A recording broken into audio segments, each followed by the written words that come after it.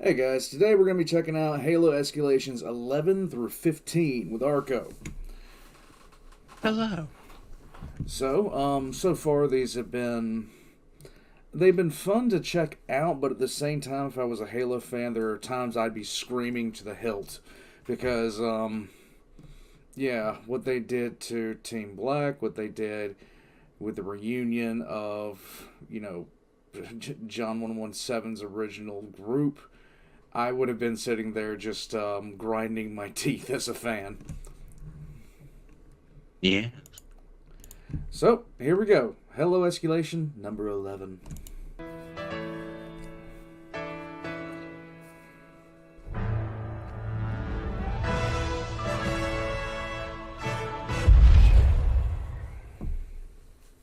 Hey guys, welcome back to Halo Canon. As we approach the end of the month, once again we are blessed with another issue of Halo Escalation.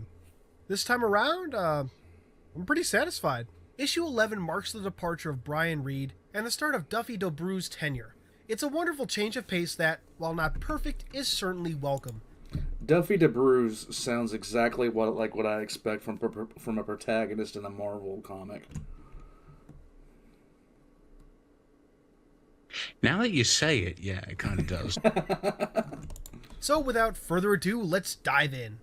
Our story starts on May 8th of 2558 on the planet Ven 3, an unclaimed planet once used, on and off, as a Covenant staging area, now on the edge of the Joint Operations Zone. A UNSC drone makes its way into the former Covenant research facility, finding a number of dead Kigyar and tanks with mini Cthulhu. Seriously, I can't be the only one who thought of that. Maybe the aliens from Independence Day? I think the aliens from Anyway, Independence Day. these dead Kigyar are described as having strange boil-like legions and limb loss due to desiccation or extreme dryness. And I gotta stop and comment that the art here, it's absolutely stunning. The perspective, the detail, and dear God, Sarah Osman has a beard! Holy hullabaloo, Batman! What the fuck happened? The art went from stellar to slipshod in the turn of a page. And dear God, she looks so dead-eyed. Okay, let's move on. She literally looks like she's about to wear somebody's skin as an overcoat. Considering her character, that wouldn't surprise me. Yeah. It's certainly not the worst, just kind of shocking. So anyway, Lasky and Osmond are discussing the images sent by the drone. Given the unknown nature of the incident, Osmond wants a small team sent in to keep the situation on the down low. To respond to this threat, Lasky has selected Spartans Ray and Thor for the— Oh! Holy hodgepodge! Come on! What the hell is that? This comic is like rewatching old cartoons from your childhood. You think everything's awesome until you realize it all looks like a pile of shit. I mean, seriously, Ray and Thorn's expressions here pretty much reflect my feelings. Her expression says, like, this right here, this whole thing, their faces, that's an anti-diarrheal commercial. That's your new thumbnail right there. Yeah, it is, actually. Hold on, I'm gonna solve that problem soon. Much as I would love to keep complaining about the art, there is more to the story. So, Lasky briefs Ray and Thorn about Ven 3 and the dead Kigyar. However, prior to finding the Kigyar, the spy drone spotted an unknown Sangheili leaving the area with a strange container. Given what was found later, it's likely this container holds a sample of the unknown biological agent. Strangely, this Sangheili seems to be alone. If he was with anyone, the drone hadn't seen them. Given the situation, the UNSC is inclined to think that this Sangheili is one of Julum Dama's cohorts. Ray and Thorn's job is to hunt him down, snatch him up, and bring him in for questioning. Taking a prowler, Ray and Thorn make their way to Ven 3.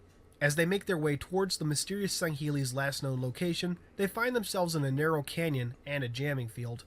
From the high This is a ground, bad, the mysterious stupid elite sign. watches the Spartans, the UNSC drone damaged and in. Aren't they supposed to be elite soldiers? You don't do that. Spartan 4's sort of, Thorn was an army officer and Ray was maybe a marine. Yeah. Training. You don't do that. But on meth you do. in hand. On board Infinity, Roland notes the loss of communication. Feeling stuck and with orders to avoid engagement, Lasky orders Palmer up to the bridge. That was another... Wait 1 second, hold on. There's the other half of the anti-diarrheal. It looks like he's about to say a filthy Frank quote. Palmer up to the bridge. Back on Ven 3, Ray and Thorne have found the Covenant facility. Initially quiet, the two soon find themselves under fire. Kind of strange given that Spartans have motion trackers, but it could easily be argued that the Sangheili and Kig-Yar were out of the limited range. Ray and Thorne engage their attackers, with both kicking some serious ass. I have to say, it's kind of refreshing to see the Spartan 4s given their due. It's too often that I felt that they weren't. Also interesting is the appearance of the thruster pack. Looking at the art, it's very reminiscent of the Spartan thruster ability seen in the Halo 5 beta trailer. Moving on, as Ray engages the Kig-Yar, Thorne goes after the Sangheili. Unfortunately, the Sangheili sticks Thorne with some unknown device that takes him out of commission. As Ray finishes off the Kig-Yar, the Sangheili escapes on his ghost, Thorne in tow. Back on Infinity, Palmer is none too pleased with Lasky. Rightfully so. As he asks for another two-man team to recover Thorne and Ray, Palmer rebuffs his request, stating that she'll only send a proper fire team or nothing at all. Before discussion goes any further, Roland is able to re-establish contact with Ray. How, you ask? She moved out of the signal jammer's range. Nothing necessarily wrong with that, just kind of different for Halo.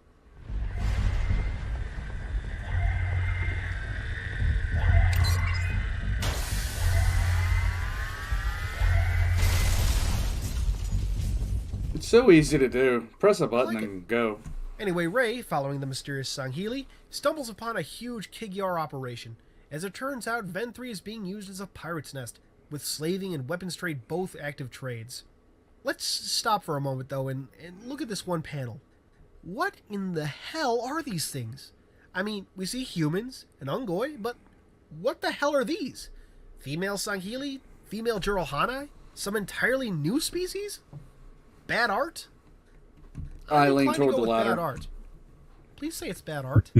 Anyway, Ray spots the Sangheili, the canister, and Thorne. As she locks her coordinates, a Kig-Yar somehow manages to get the drop on Ray. How is this happening? Spartan Force. It's that damn crouching cheat. It always gets me in multiplayer.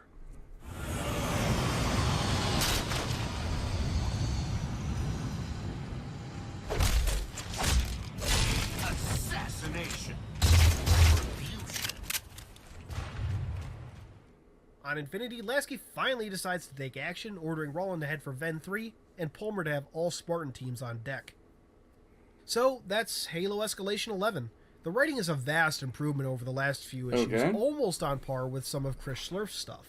The pacing is great, and while there are some minor issues, such as the apparent lack of Ray's motion tracker, the issue was a great read. If I had any real complaints outside of the art, it would be that the events don't seem to have any connection to Halo Nightfall. Something I was really hoping for. I mean, hey, both feature a bioweapon, so who can blame me? Who can blame all the others who thought this? Still, it's only the first issue and there is more to come. Connections could still be made. As I say, only time will tell. Looking forward, as always, the cover and description for issue 14 are out, and it looks exciting. We're finally getting a proper follow-up to the events of Spartan Ops, returning to Julim Dama, Dr. Halsey, and the Janus Key.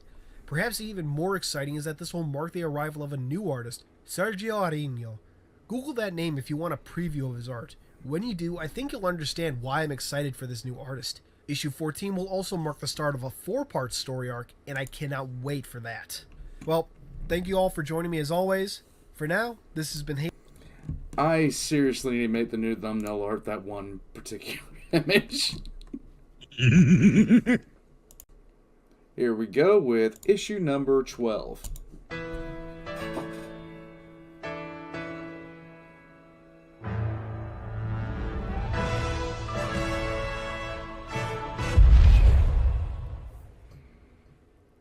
Welcome back, Canonites. It's the end of the month, so I think you know what the deal is. Halo Escalation. I got a feeling he's going to be in a bad let's get right mood. into the meat of the issue, pun intended.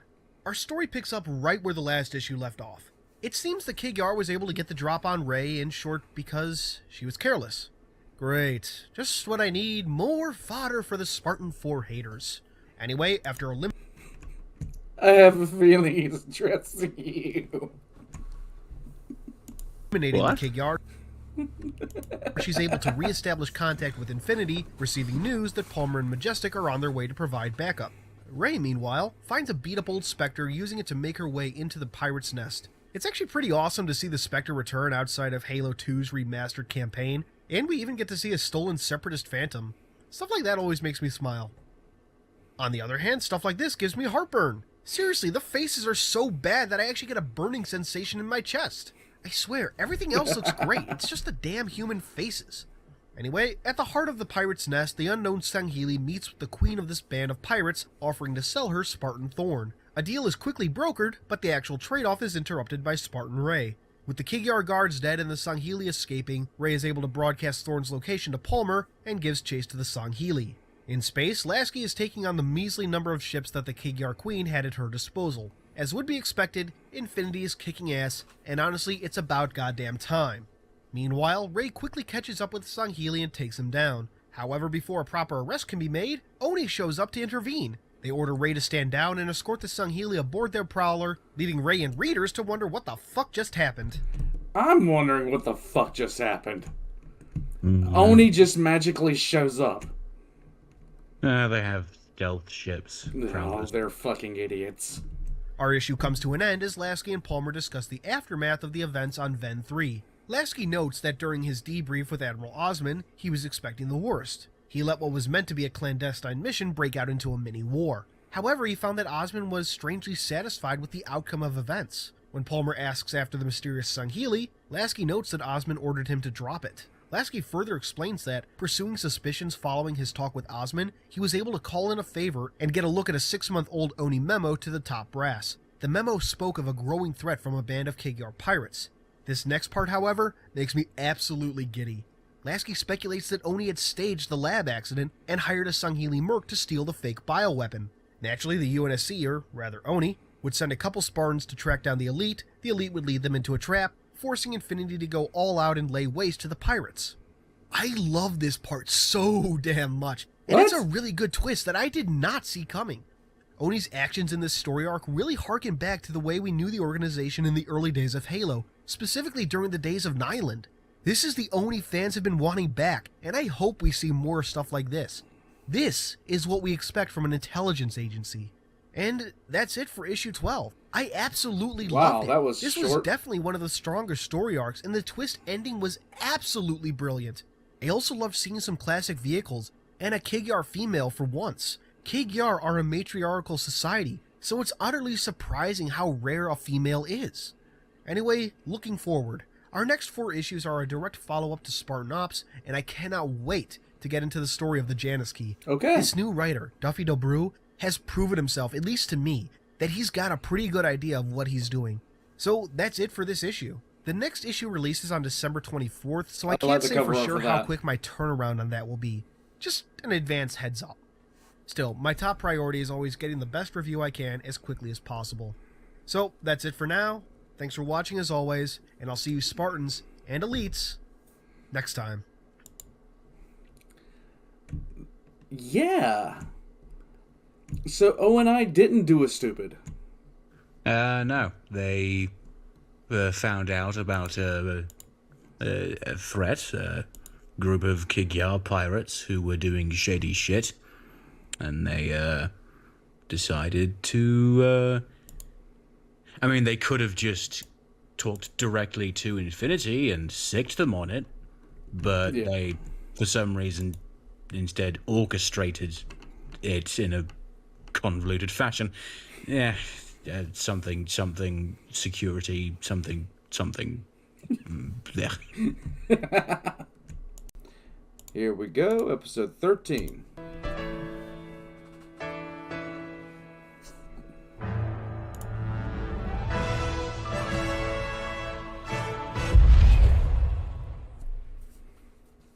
Welcome back, Canonites. Just in time for Christmas, Dark Horse and 343 have gifted us with the 13th issue of Halo Escalation, and the... He either changed his mic or he's sick.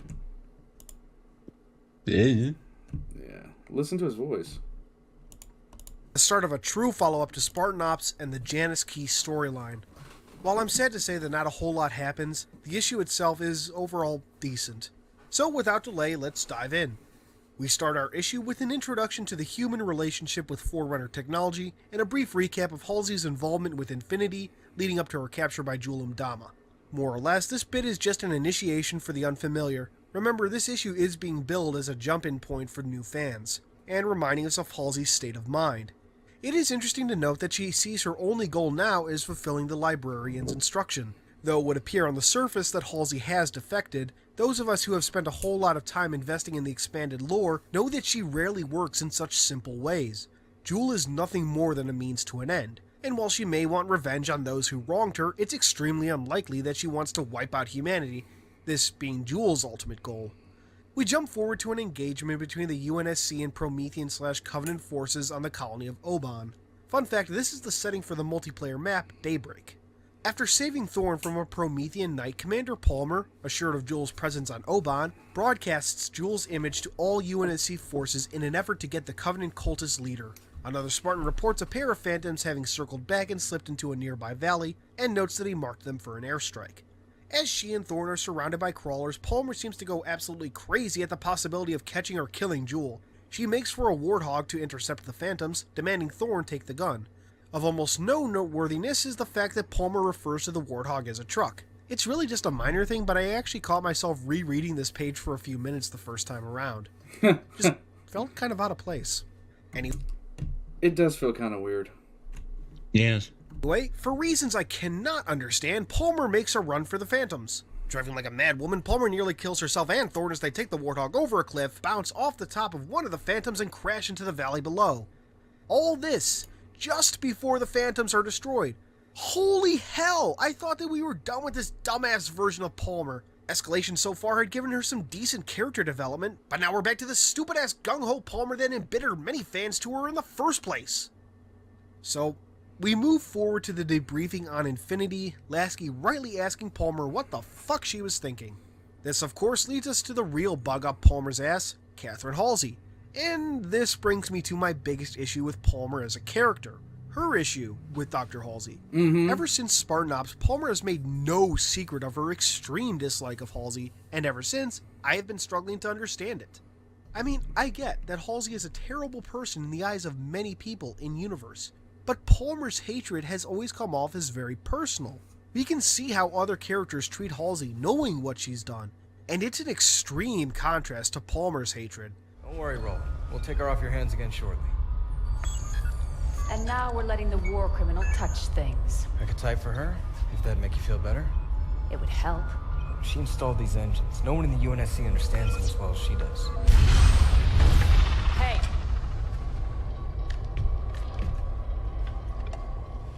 What did Halsey do to Palmer? I can't believe it's simply her work with the Spartan 2 program, unless Osman or Parangoski pulled a Kilo 5 and told her a one-sided story with little to no context. So, back to the comic.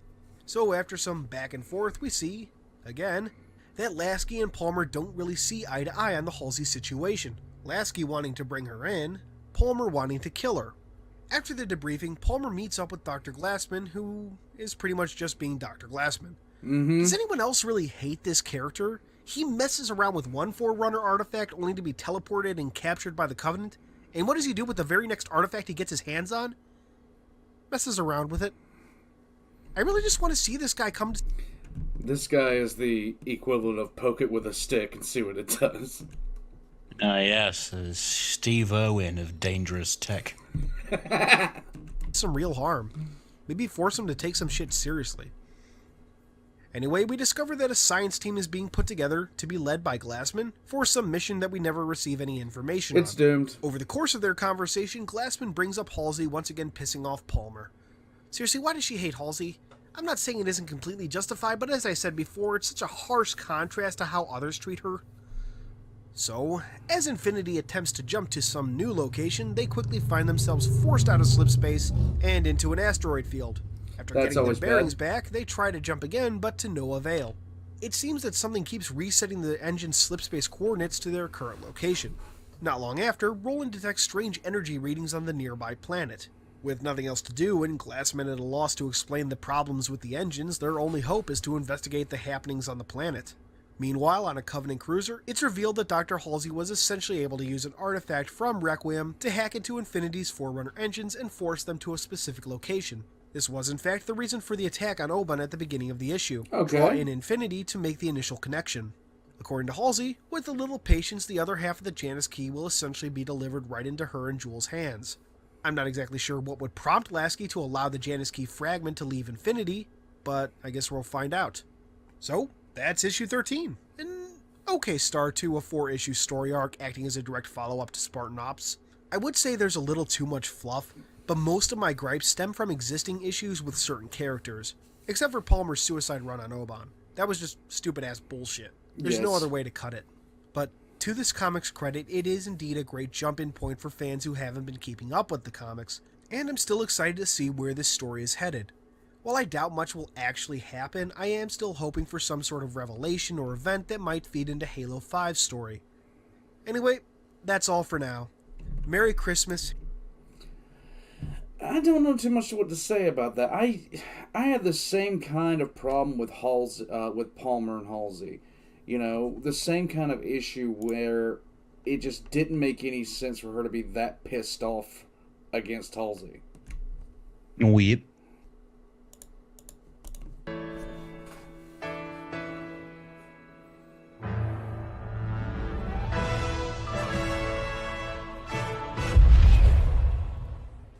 Hey guys, welcome back. Once again, we're gathered together to discuss Escalation another issue number of Halo 14. Escalation, part 2 of our direct follow-up to Spartan Ops. Our story picks up where we left off, with Infinity unable to make a slip-space jump and a potential source of interference identified on a nearby planet. The planet, being called Actis 4 since the system has no official designation, is a planet with a vast ocean of opaque foam and apparently perfectly circular islands in the middle of nowhere. Yeah, definitely not suspicious. On Not the at island, all. Majestic and Palmer experience the expected Covenant resistance. For a moment of usual nitpicking, Palmer refers to a Wraith as a plasma cannon, and the Wraith is facing the wrong direction. Right. Yep. Anyway, local Covenant forces taken care of, Palmer and company stumble upon a Forerunner site, prompting Palmer to request Dr. Glassman's presence. We jump over to Jules' ship, Song of Retribution, as he and Halsey discuss their plans to secure the other half of the Janus key. Jewel making it clear that any screw-ups will come down on Halsey. The two are interrupted by a Sangheili warrior who informs Umdama of a traitor that has been identified. The traitor reveals that he is part of a group that claims Umdama is not the true Didak's hand, but that another Sangheili Really? That's the name? Celine Yon? Are you kidding me?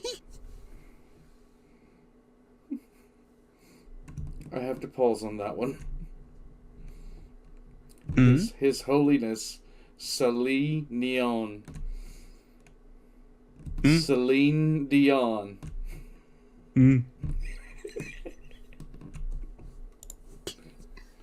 Celine Dion? Celine Dion? Is he Oh my Celine God, one of the hive greatest mind. vocals in the galaxy? I'm not the only one laughing at that name, right? Anyway, so Celine Dion is the true prophet. And so it would seem we've identified the true villain of the story arc, or so I believe. There's a simple truth with these comics, and it's sad that it's taken me this long to realize it. Nothing really happens. Sure, we get some interesting stories, but the grand story of the Reclaimer saga is basically on hold until Halo 5 Guardians comes out. Yeah, it looks I like should also take a moment to address a long-standing art error in these comics. Why the hell do these artists keep drawing the Sangheili with 3 fingers and 1 thumb? They're supposed to have 2 Right. fingers and 2 thumbs. Right. Really fucking simple. Even stranger still is that sometimes they actually do get it right. Seriously, WTF? Anyway, Jewel kills the heretic and orders his men to do the same with any other heretics they find. Meanwhile, on Atkiss 4, we seem to have stumbled into Spartan Ops. Seriously, you couldn't design something a little more unique? We don't even have the characters remarking about how similar it is to the environments on Requiem. No, nothing. That's it. Fine. So, Palmer and Glassman are exploring while Majestic guards the entrance, and inside they find... Oh, are you fucking kidding me? Another Requiem artifact. And again, no response to the similarity? Fucking... God damn it. On board Song of Retribution, the obvious plot twist is revealed. It's a trap set up by Halsey and Jewel. To the comics' credit, this plan is a pretty ingenious way to get the key delivered right to them. Given how stupid everyone on Infinity seems to be, of course they deliver the artifact right into Jewel and Halsey's hands.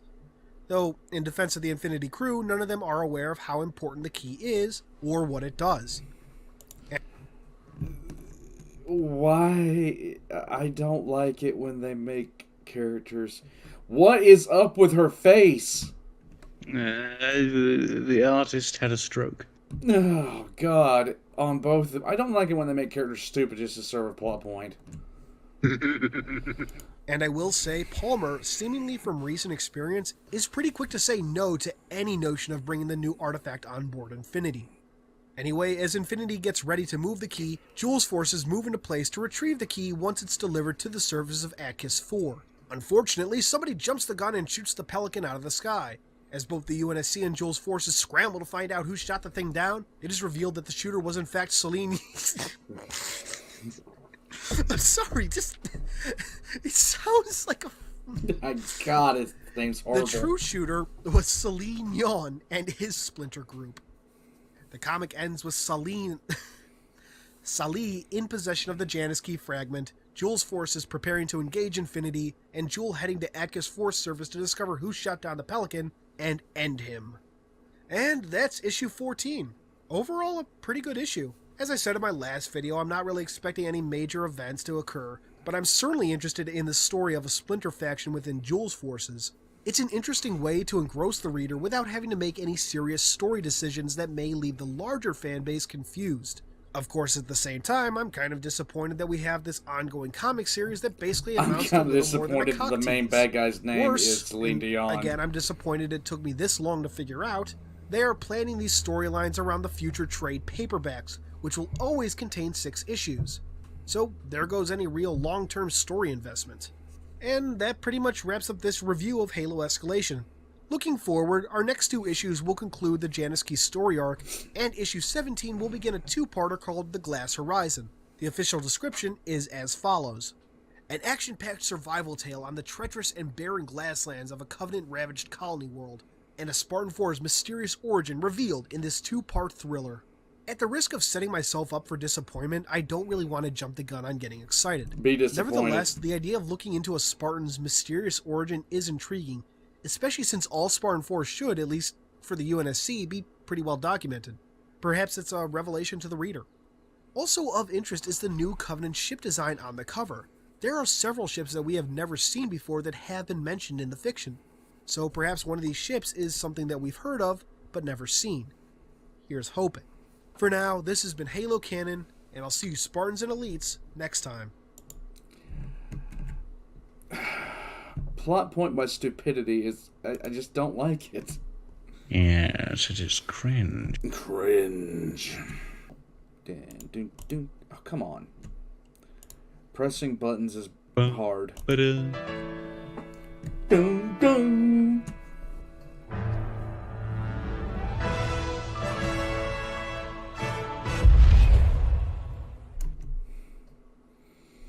Ah, yes. My favorite vehicle. Welcome back. It's the end of the month, and that means another issue of Halo Escalation is out. Before we start, I'm sure you've noticed the lack of a bobbing Spartan head in this video. Given the very mixed reception regarding this choice, and the huge amount of time recording it adds to creating these reviews, I've decided to try a few videos without my online avatar present, and see what you guys think. Please, please, let me know. I really want your input on this.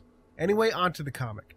How is it, you ask? Let's find out. This is Halo Escalation, issue 15. Our issue opens up with a recap of previous events, notably that Umdama's fleet has engaged Infinity. Flash forward 7 hours and Infinity is still holding off the Covenant fleet. Say what you will about Infinity, to hold off an untold number of CCS-class battlecruisers and RCS-class armored cruisers is certainly an impressive feat. Yeah, On that's Axis 4... no, that's What? that's wrong. Julum Dharma's Covenant mostly makes use of CRS class cruisers, which are rather small. Would it still be like within Infinity's abilities to hold off a fleet like that? RCS class and CRS class, well, yeah, Yeah, probably. He fused evasion and tactical usage of shields, yes. Palmer, Glassman, and Majestic, minus Hoya, are trapped inside the Forerunner's site, and with all communication to Infinity being blocked, Glassman is desperately working to find a way out.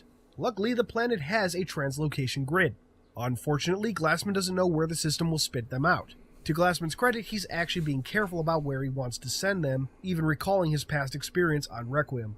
Fucking finally! It only took 5 months for Glassman to learn his lesson. Meanwhile, Jewel continues his hunt for Celine Neon. I promise to never make that joke again, and... Is that a Bob? Yeah, that's a Bob. That's a Bob in Reach-style Zealot armor. What? Just keep going. You know, they were little Easter eggs. You know, white-colored elites with randomly generated armor. They're called Bobs. This is one. Okay. It's in Reach Zealot armor. Anyway, that's just weird. But even weirder still is that in the next scene, the Elite is drawn in normal Halo 4-style Zealot armor. And yes, it is the same Zealot. You can see how the conversation flows from panel to panel, clearly indicating that this is meant to be the same Elite. So yeah. Anyway, Jewel gives orders to kill the Spartans on sight and to capture Glassman, Jewel wanting revenge, and gets on board a Phantom to deal with Salih personally. On board, he makes contact with Dr. Halsey. They do a little back and forth before Jewel informs her that he needs her on Actus 4. We jump over to Hoya, now on his own and running from enemies. He is ambushed by a Zealot, but then saved, inadvertently, by a Promethean Knight, the Zealot apparently being part The knight goes, Ree! Yes. of Sully's forces. Taking advantage of the distraction, Hoya gets to cover. Then, for some reason, he removes his helmet and uses his DMR scope to scout the area. Why? This is 2558, and he's in Gen 2 Mjolnir armor. His HUD has an auto-scoping feature and smart links to the DMR.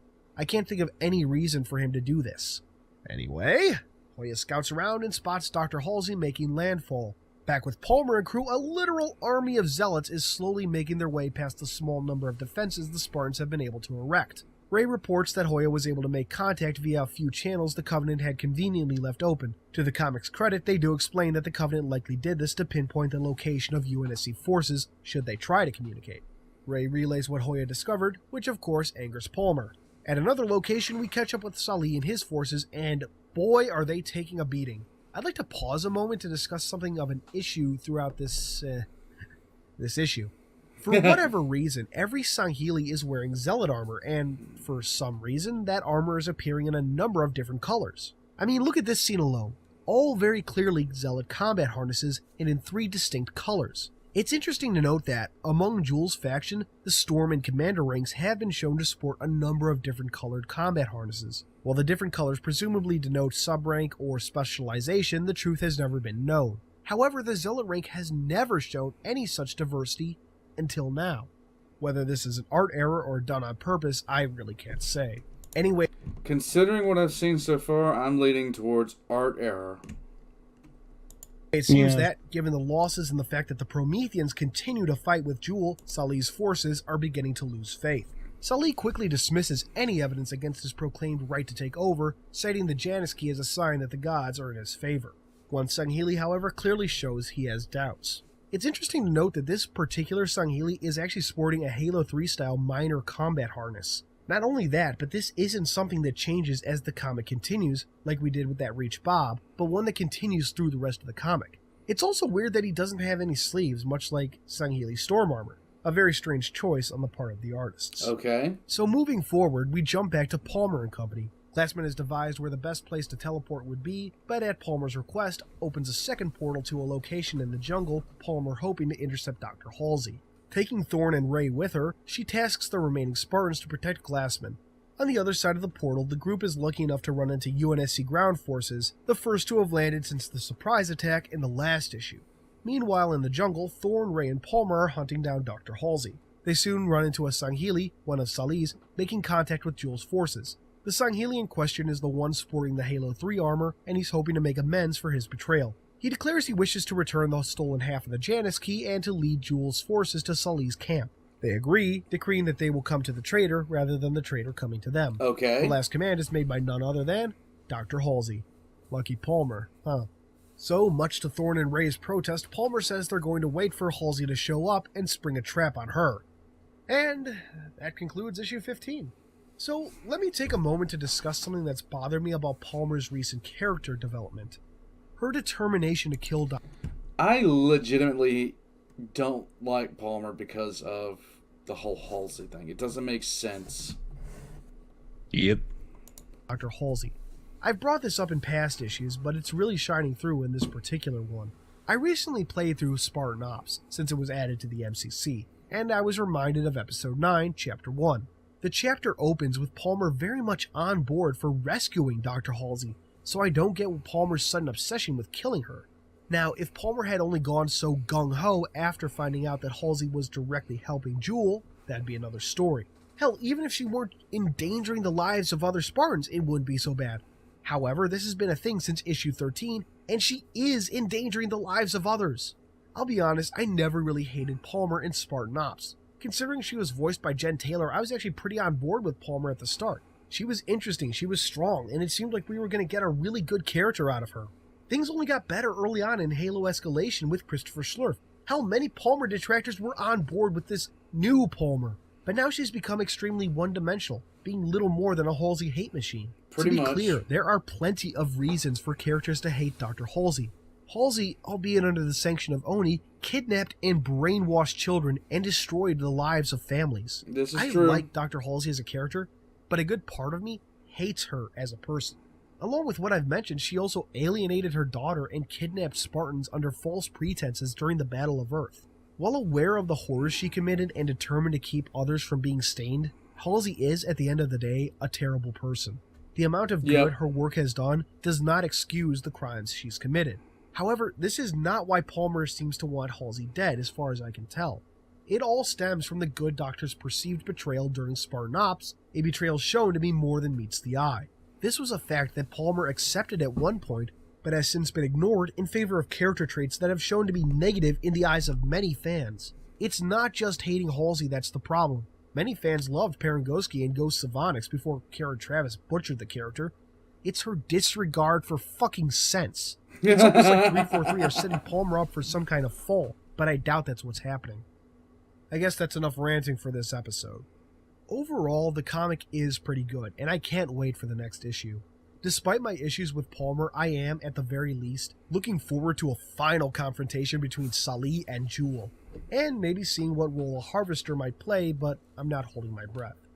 Anyway, thank you for watching as always. This has been Halo Canon, and I'll see you next time. You know, I wasn't sure precisely which episode was which, but it honestly would be worth doing the next one and ending it there. Yeah, I think so. I honestly think so. So we'll do the episode 16, and because it'll bring the whole three-parter to an end. Episode 16. Okay, let's have a look, shall we? Okay. Oh. Whoa. Well, I totally fucking called it. I'm not gonna say what he looked like he was doing, but you know. Wow.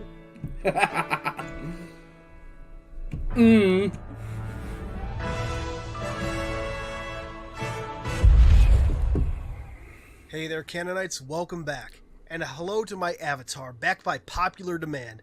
I've worked out a way to somewhat streamline the process going forward, so it should help to get these videos out in a more timely manner. Anyway, on to the subject of today's video, Halo Escalation 16, the conclusion of the Janice Key storyline. And I mean that in more ways than one. The new issue really surprised me, and I mean that in the best way possible. Issue 16 is probably one of the best to date, and I can't wait to tell you why, so let's dive in.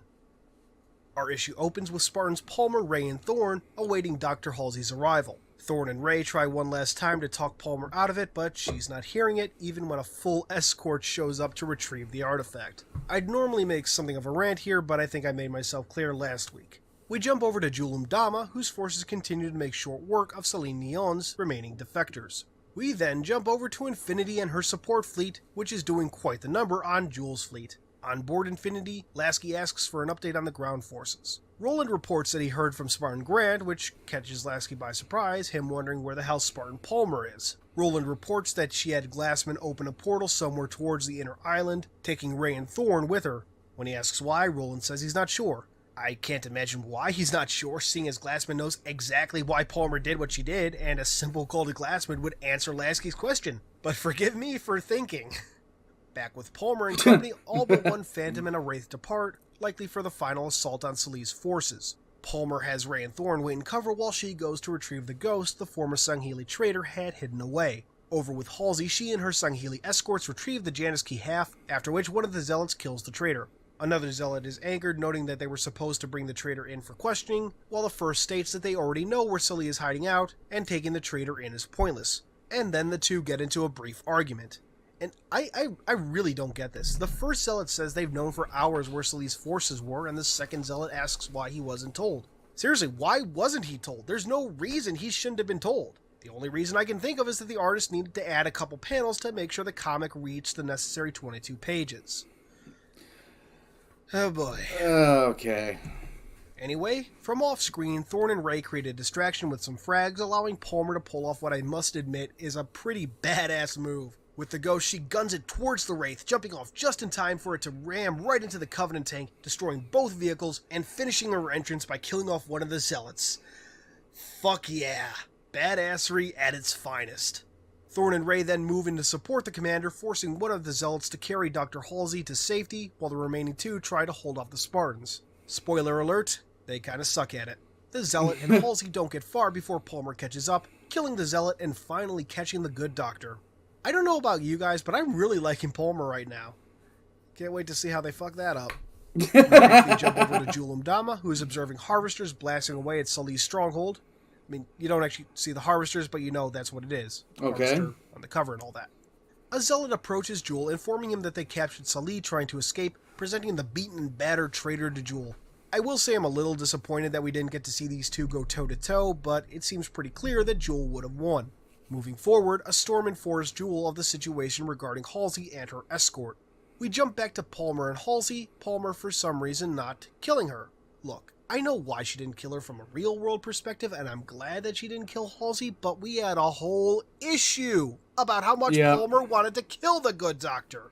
And suddenly she's lost her drive to kill the woman. Which, yeah. Awfully convenient.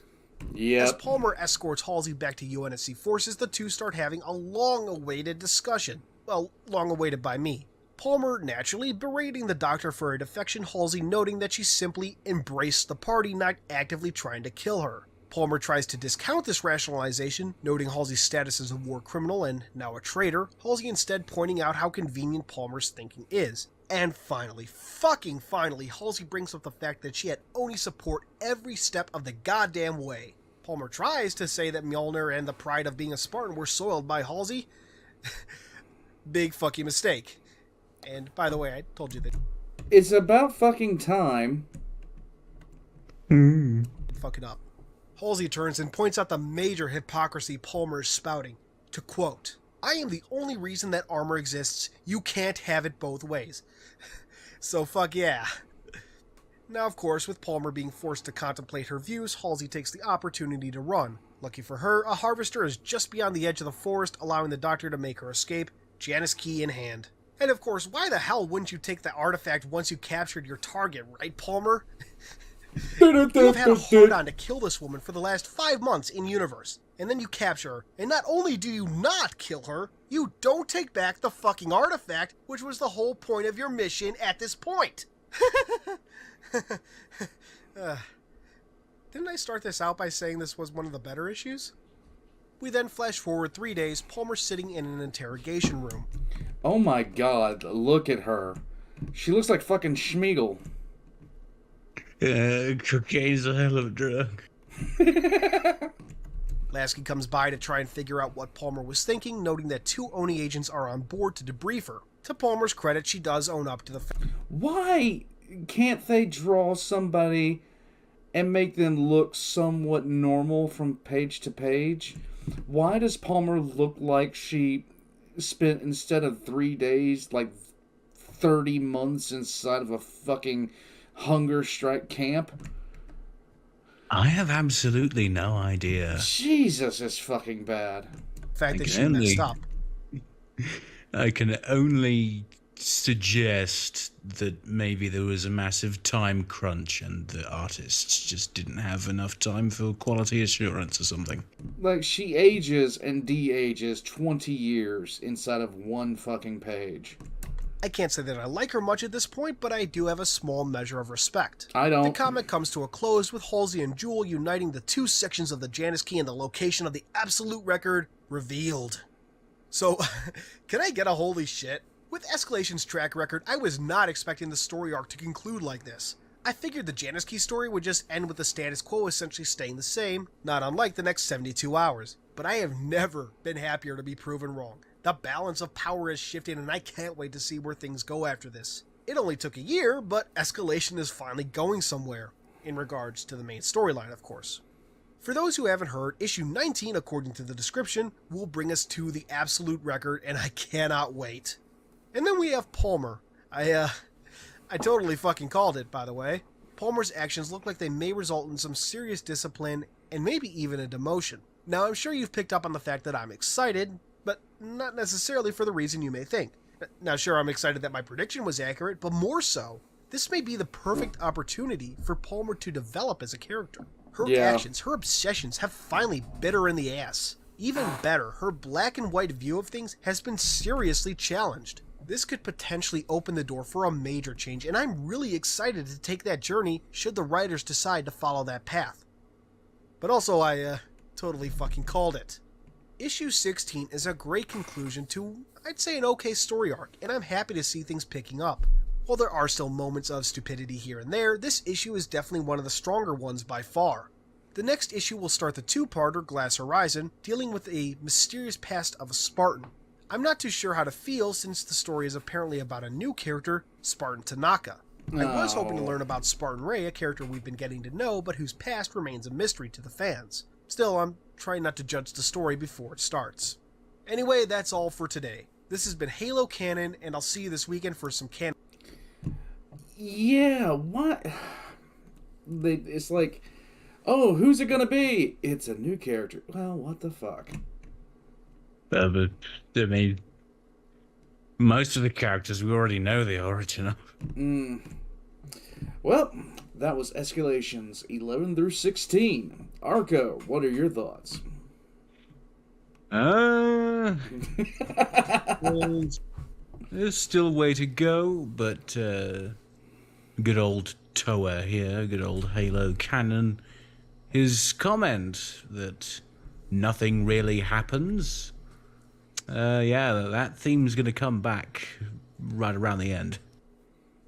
Oh, okay. By the way, earlier the guy mentioned and showed some clips from Halo Nightfall. Yeah. I do plan for the Trident to watch that. That sounds fun. Yeah. Yes. All right. We'll just set up a time to do that. All right. Well, that'll be it for today. Halo Escalations 11 through 16 from myself and Archo. Bye-bye. Bye, guys. I'll catch you guys next time.